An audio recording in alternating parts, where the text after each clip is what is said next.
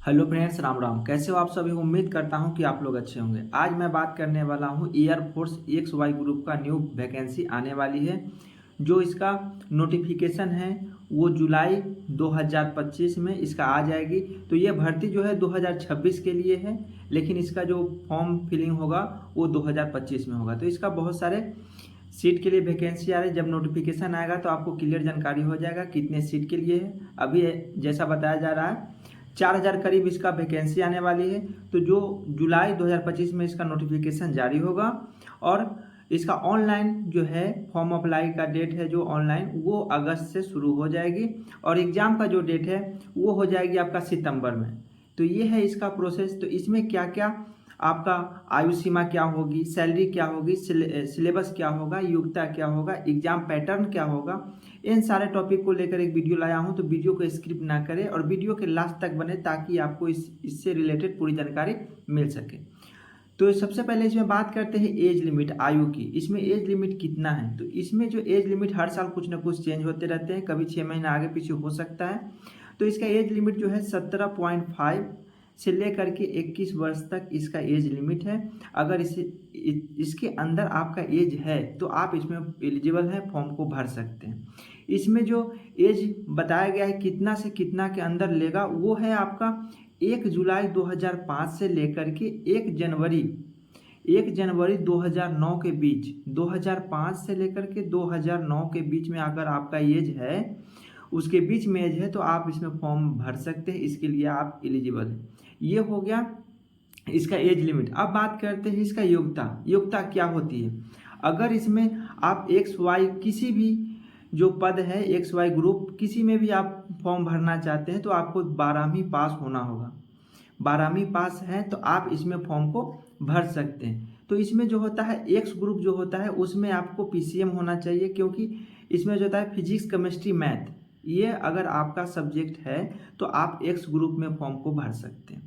उसके बाद आप Y ग्रुप में अगर फॉर्म भरना चाहते हैं तो इसमें कोई भी सब्जेक्ट है आपका, चाहे कॉमर्स हो, बायोलॉजी हो, आर्ट्स, कोई भी सब्जेक्ट आपका है तो आप इसमें फॉर्म को भर सकते हैं। तो X ग्रुप में आपको फिजिक्स, केमिस्ट्री, मैथ होना चाहिए और Y में कोई भी सब्जेक्ट चलेगा। लेकिन इसमें जो होता है 12वीं पास जब आप करते हैं तो आपका जो मार्क्स नंबर होते हैं वो 50% होना चाहिए। अगर आपका 50% है दोनों में, चाहे X ग्रुप हो चाहे Y ग्रुप हो, 50% है तभी आप इसमें फॉर्म भर सकते हैं। उसके साथ साथ X ग्रुप में भी चाहे Y ग्रुप में भी इंग्लिश में जो है आपका 50% होना अनिवार्य है।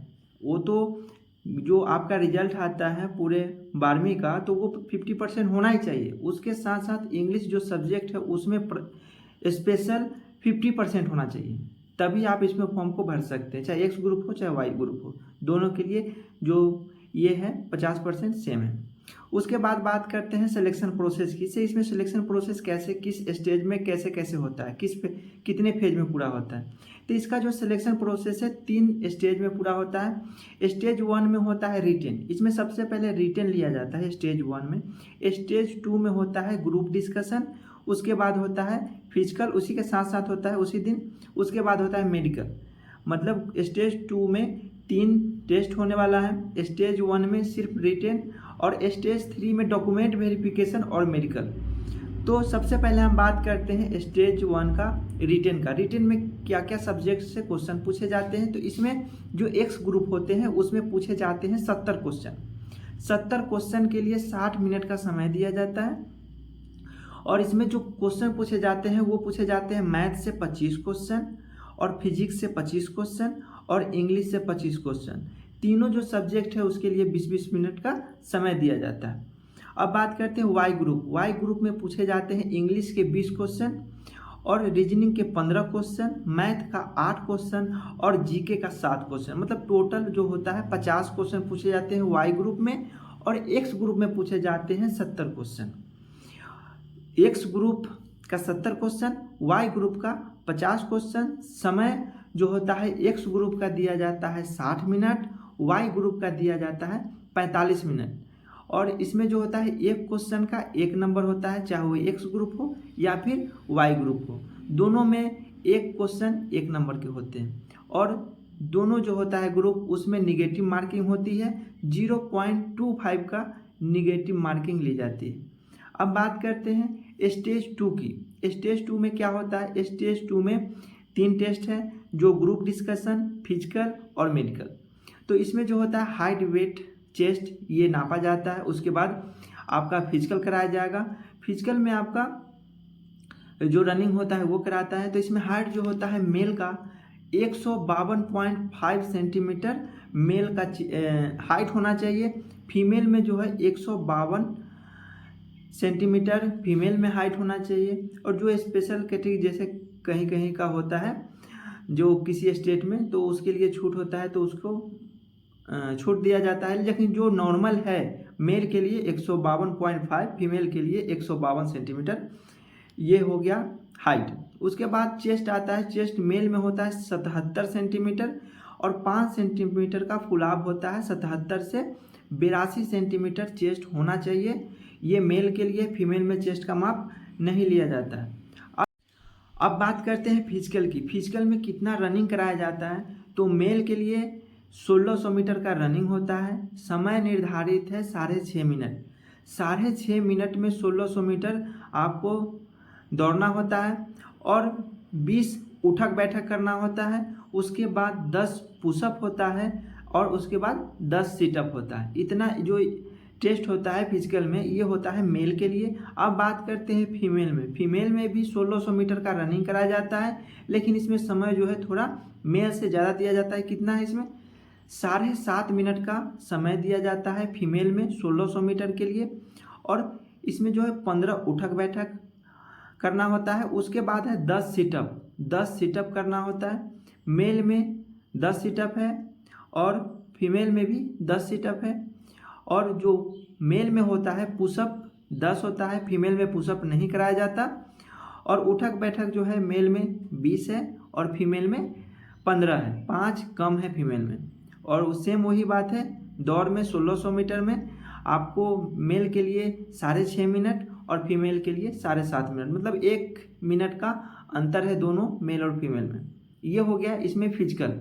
उसके बाद आता है सैलरी। इसमें जो होता है सैलरी कितना मिलता है, क्योंकि ये एक अग्निवीर के तहत इसका भर्ती होता है, तो इसका जो सर्विस होता है 4 साल होता है।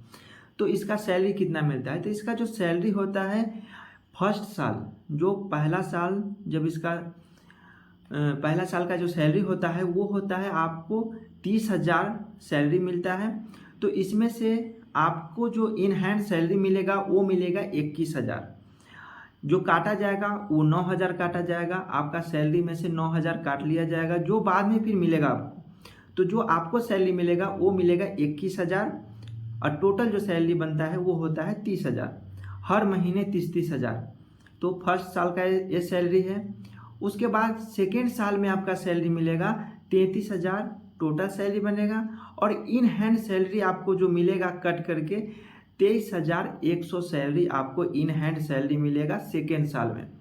और जो कटेगा आपका 9,900 रुपया आपका दूसरी साल में काटा जाएगा। उसके बाद बात करते हैं तीसरी साल। तीसरी साल में टोटल जो सैलरी आपका बनेगा वो बनेगा 36,500। और आपको जो इन हैंड सैलरी मिलेगा वो मिलेगा 25,580 रुपया आपको मिलेगा इन हैंड सैलरी। और कटेगा 10,950 रुपया आपके सैलरी से काट लिया जाएगा। और चौथे साल का सैलरी जो मिलेगा वो मिलेगा 40,000 टोटल सैलरी, जिसको ग्रॉस सैलरी बोलते हैं।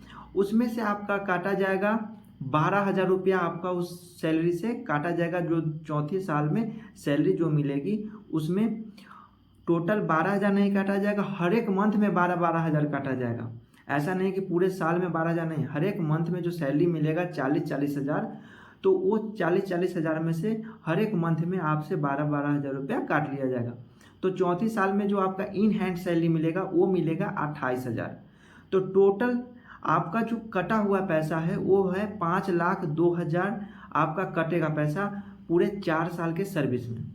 तो उसमें आपका जो कटा है 5,02,000, तो उसमें आपको दुगना पैसा आपको दिया जाएगा। जब आपका सर्विस 4 साल के बाद आपको जब नौकरी से हटना होगा उस समय आपको जो कटा है उसका 2 गुना पैसा आपको सरकार देगी, जो टोटल आपका जो पैसा देगी 11 लाख समथिंग कुछ हज़ार है, उतना सैलरी आपको 4 साल के बाद दे दिया जाएगा।